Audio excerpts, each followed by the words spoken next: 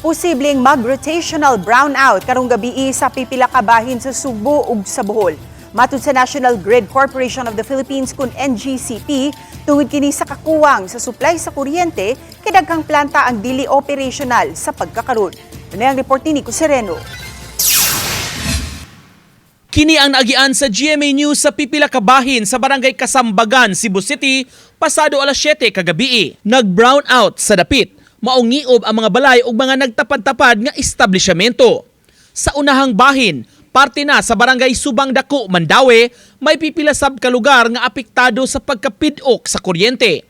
Nagkandila ug nag-emergency lights na lang ang ubang tindahan daplin sa dan. Matud sa National Grid Corporation of the Philippines o NGCP, kagahapon gipaubos sa red alert ang Visayas Grid. Kinitungod kay nagkuwang ang supply sa kuryente, labi na nga dunay mga planta nga dili operational. Kagahapon, 5 p.m. hangtod 10 p.m. mipatuman gyud ang NGCP og manual load dropping o brownout sa distribution utilities.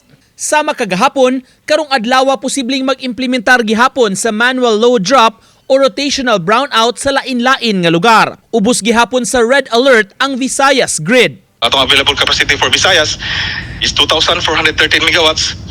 Unya ang atong peak demand for the entire Visayas is 2,541. So, mas daghan ang demand kaysa available capacity.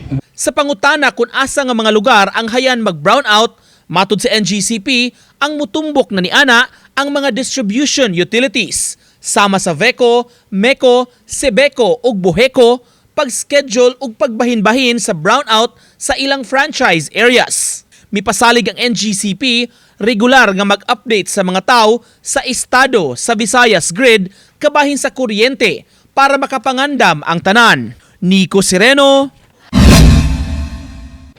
Balitang Bisdak.